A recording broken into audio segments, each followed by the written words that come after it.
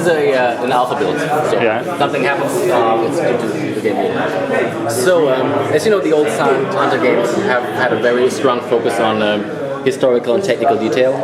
So you have been the hunter of the seas, basically, and hunting your prey in a very dense atmosphere. And we wanted to maintain this gameplay pillar, what makes the game fun to play. And what we did though is took the game, maintained this core gameplay, put it into the browser, so where it's played on the Flash level, you don't need to install anything. And we added new gameplay layers that are completely new to the series and lend themselves very well to an MMO. So one thing is that we have, and I will later show it in detail, is a dynamic campaign.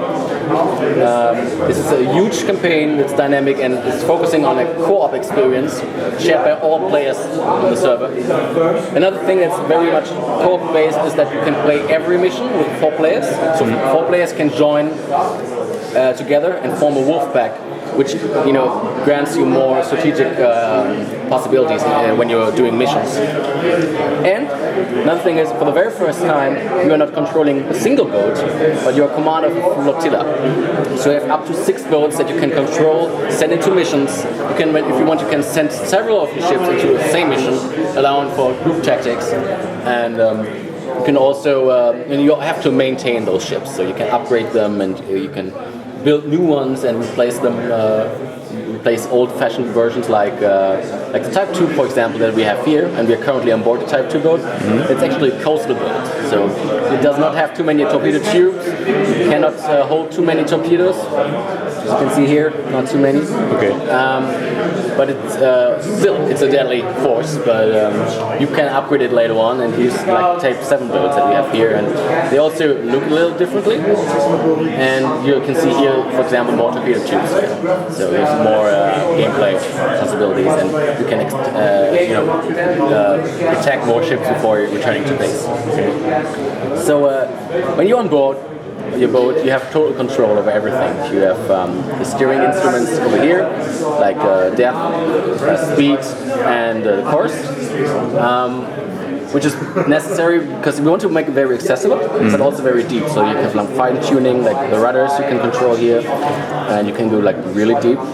In case your ship allows that, and you want to risk it. So you have always the chance to get yourself into the perfect position for a shot. If you want to prepare that beforehand, and I advise you to do this because it's a strategic game after all. So you have this tactical map here, which you can use to plot courses, for example. Even for boats that are not you're not controlling. So you can, if you have 2 boats, your flotilla at the same, very near to each other. You can be on board aboard one boat and then basically set the course for the other one. So this boat will now adapt to a certain speed and go on its merry way. You can also add information to the map. This is something that some Hunter veterans like to do, so you can really do some tactical stuff. You can add distances and angles and rating, which is essential if you want to really prepare your shot like a pro, like a real captain would do. You can do that, add notes. But you also want not to alienate new players to the series, so we have officers right here. Officers are basically guys that can support you with skills. So we have a weapons officers, for example. He's taking care of all things that are related to target tracking and TDC solutions. So you can basically manually place a shot at any time if you want to, but you can also ask him. It's up to you. You have the watch officer. He will use the deck guns if you have them installed, and he can also identify targets for you. And the other guys also have the various fields of expertise where they can help you, and they actually gain experience over time. So if you want to, if you keep them alive, and you should, then they only get better and better and more efficient over time. So this is basically what's happened inside the boat. What you have here also is we have several weather effects. Now it's dusk and we got no rain, but we also have rain, and the wave can be very high. So we have all this simulated as well. Okay. So this is the bigger picture. This is the tactical map, and you can see the course that we were plotting here. This is the time, yeah. And yeah, this is where I showed you this because of two reasons. The first reason is you see the grid here on the map. That has been researched by our story consultant, and that's the actual grid used by the German Kriegsmarine in World War II. And I think we are the only game that has this grid. So it's another thing Saarlander fans will love. And we also have the map as the place where the strategic campaign takes place.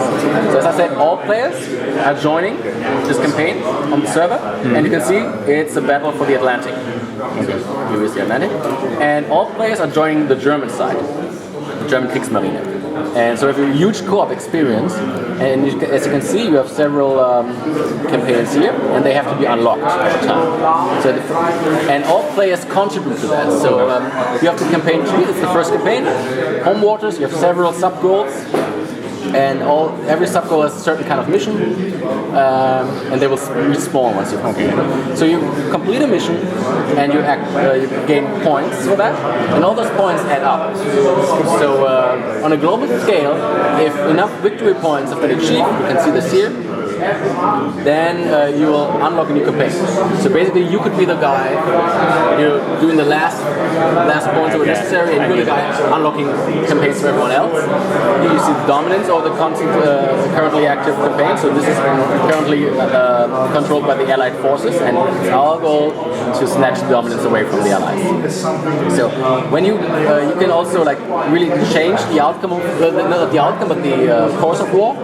So what you can do is you can weaken enemy supply lines. Follow-up missions will be easier because the enemy has less, can send in less destroyers, for example. However, the campaign is dynamic, and the Allied forces will not idly sit by and let you do anything. So they will try to regain dominance, and if they do so successfully, then later missions will be more difficult because you suddenly have more destroyers and better defenses.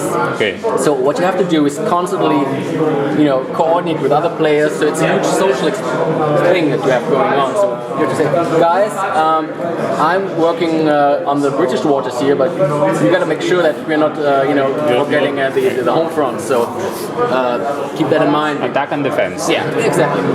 And another thing that's of course very co-op oriented is that you can play every mission, as I said, as a wolfpack. So 4 players can join up, and they can send in multiple boats.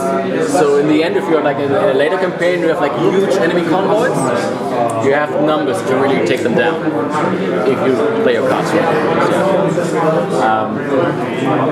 Destroyers are still very dangerous if you play big numbers, I suppose. So you can see that you can move the ships here on the map. You can also jump to certain. You can jump by using TCP points. Those points will replenish over time. So you can speed up. So this is the bunker. This is where we do fleet management. Currently, we have all our boats on patrol. So let's just take that one and move it back to base.